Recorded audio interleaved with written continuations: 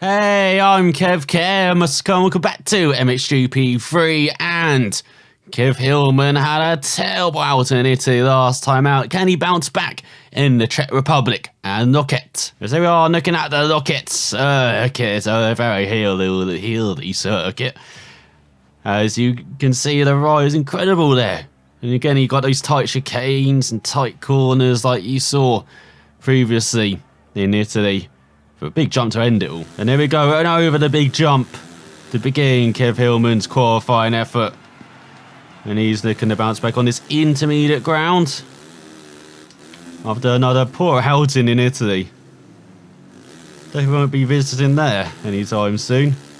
Here we go, uphill past the cruise and downhill. Make sure you don't gain too much speed into that right-hander. Again into this right. Again using the bank there, just about holding on. Is Hillman. As now we go downhill into another tight corner. Again, don't want to carry too much speed into it, just about holds onto the bike, but then into the tight chicane in the middle part of the lap.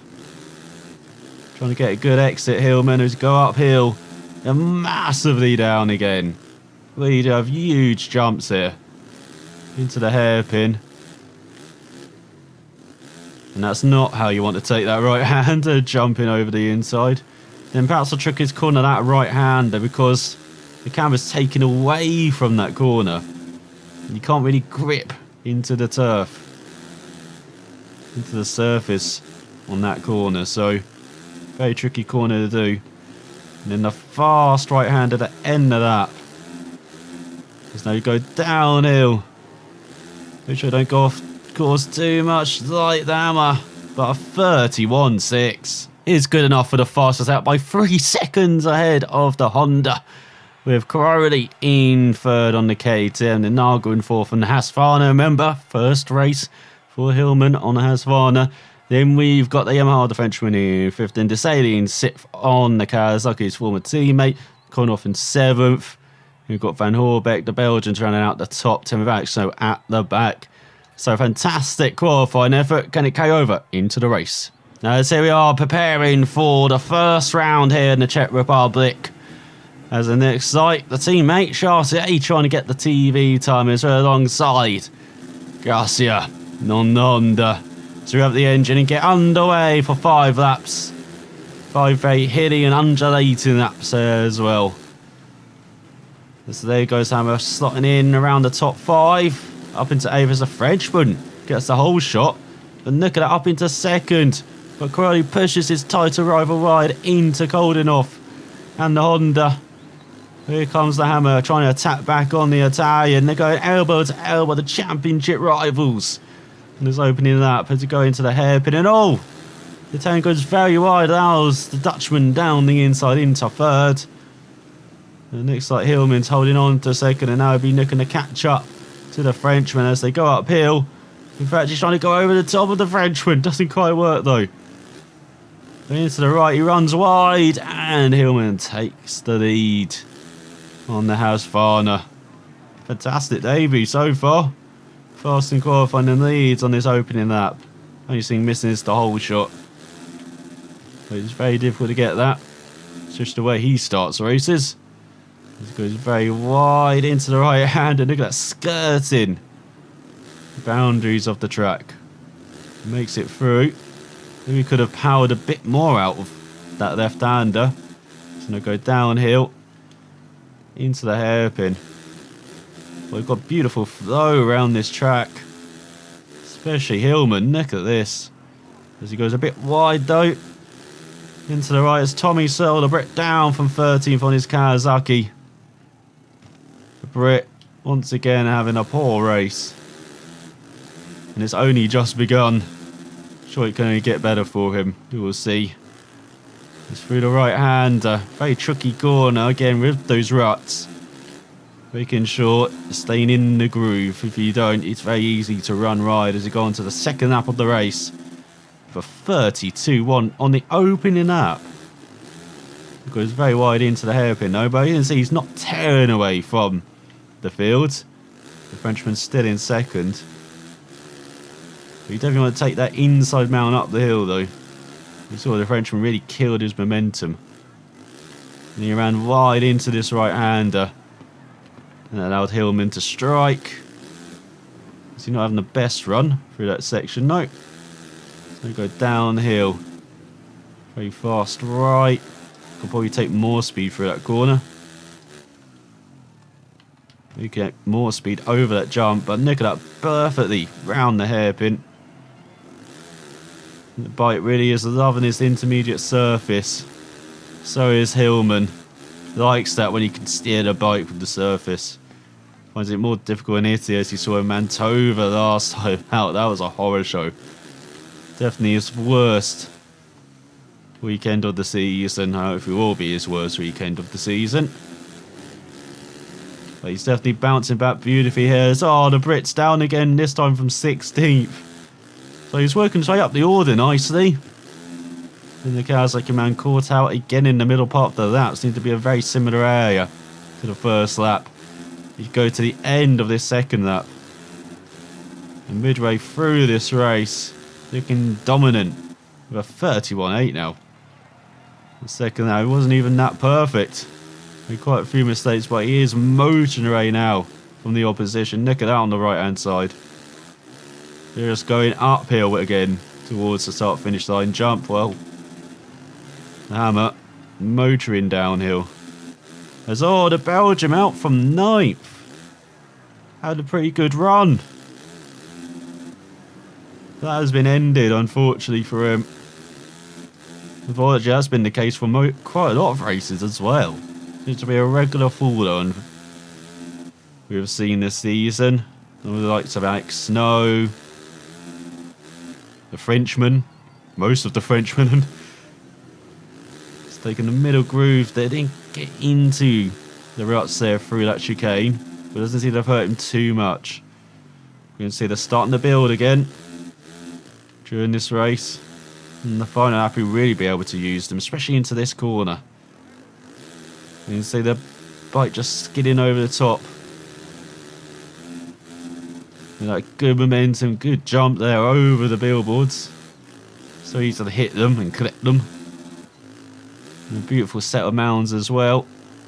And going into the crowd. There you go with the ruts. That builds up in that penultimate corner. That right-hander. You see, just relied on it too much. Not carrying too much momentum through it. Just hooked him in the wrong direction. But he still has a massive lead. Looks like second is just crossing the line now. Go up the hill. And this penultimate lap. Past the Cruise, I'm sure. Pretty encouraged as far in the group. What Hammer is doing here. Nailing the opposition like he normally does. Goes for the left. Downhill. Into the right. Definitely is a wonderful circuit to ride around. The undulation, the challenging corners.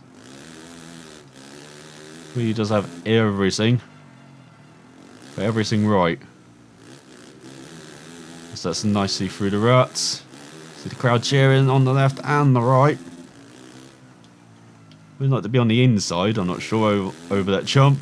As well, there's the Frenchman down from 3rd. Someone had overtaken him. Is that the Italian by any chance? And now one of the championship rivals, a distant rival, unless he's still in it, is the MR. But maybe not after this race. He's go over the set of miles near the end of the lap. Now can he use this rut for good? No, it just goes over the top of it.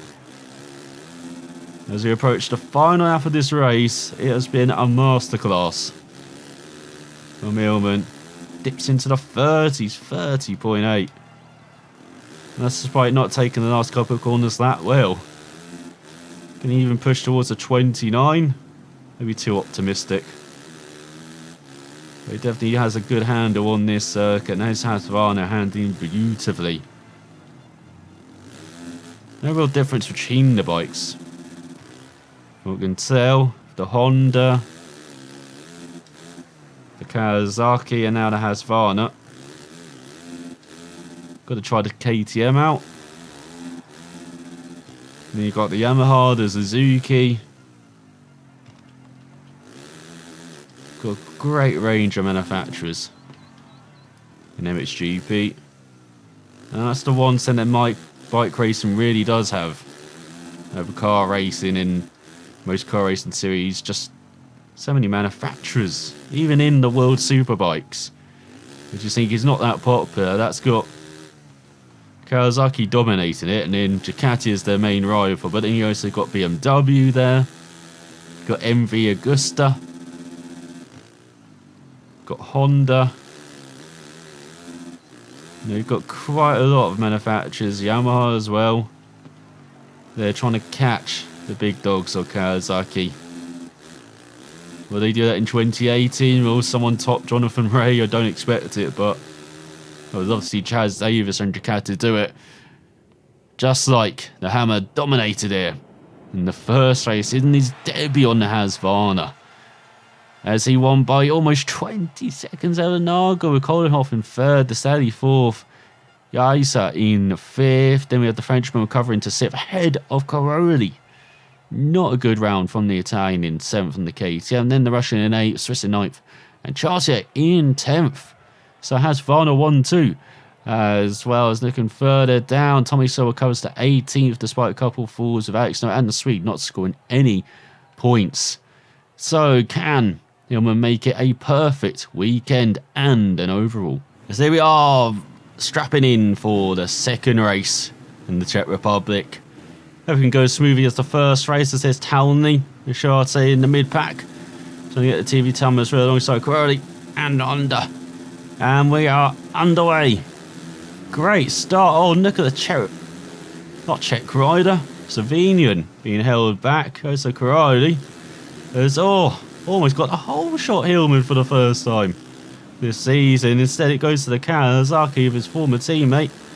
They're battling hard for the lead, and this like the Frenchman, they're going 3 wide. They're going side by side.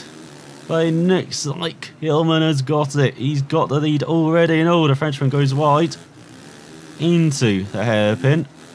Might have allowed the Kawasaki back by. But it's just as the first race. You're getting deja vu already. It's the Husqvarna leading with the 27 on board. Let's see if you can stay this way for the next 4.5 laps. Certainly never looked like being bettered in the first race. You can just keep that momentum and rhythm in this race. No doubt no one getting near him once again. Certainly showing out at the moment. As there goes the Frenchman down. And the Honda. Pull in. As he gets it down to first. You can see no real ruts on this opening out, so maybe just using that to get the bike round the corner. Of course, you can use that rear brake as well. Didn't really help around the hairpin, nope. A good run through the right-hander. Maybe use that rear brake round this right-hander. No, once again, just sliding the bike wide. He's able to keep going again. Hasn't lost any time, really, to the opposition. As we get towards the end of this first lap, the crowd cheering on the right-hand side. Let's go through the Spinot corner again. You can see no big rut in the middle there, like what happened in the first race. So not being pushed towards the crowd like he did. As we go across the line, 31.4 in the opening lap. Let's go into the hairpin. So we've got the Frenchman still in second on the Yamaha. Got a poor weekend for the Italian, maybe. So you go down the inside. That's why you don't go down the inside. You can see he's teaching on the edge of that rear wheel. Just about got it back in line. Let's go for the right-hander. Taking the outside line, going to the inside. Nice use. Nice momentum there with the ruts. Trying to whip the bike around these corners as well. Taking that wide line. Just seems to work better than going on the inside there. So they go through the left. Pounding it uphill. No wheel flares going off here. Only a slight one there on the inside on that left-hander. They go through the right. Very difficult, awkward jump there. And again into this right-hander. But for once hitting the apex, it actually wasn't the Frenchman in second, it was the Stress Rider. But he's down now. It's like Garland. Because how you say, oh no, the Italian's in 21st. He's crashed on this KTM on this second lap. What a shocker, just like Hillman in the last round in Italy. It's proven to be the case for the legend in the Czech Republic. Could this be championship over already with 5 rounds remaining? Who knows? But it's certainly looking that way. It's swinging back into the Macau rider's hand as there goes the Slovenian down from 11. He had a shocking start. He's having a shocking race. In his battle for top 5. Let's go into that and halfway through this race. Looking easy once again.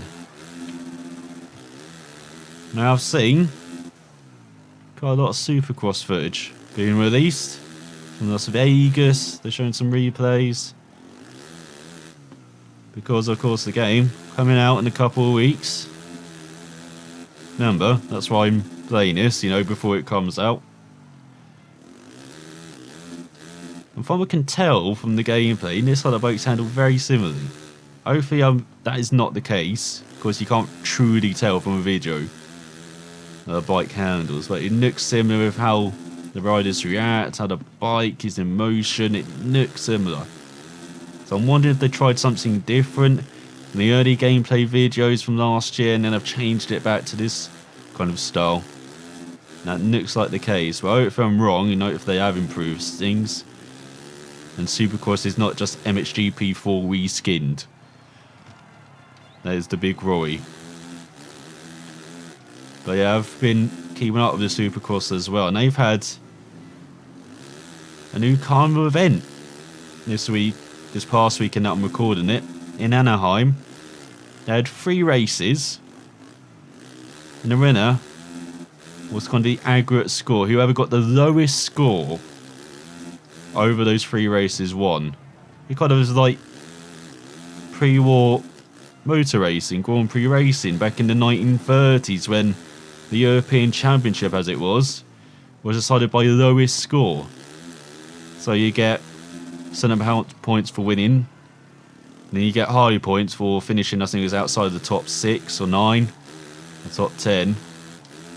So yeah, you try to score the low score, and remember, you know, Cracchiola winning, you know, legendary German driver, Bernd Rosemeyer, Tarzo Nuovari.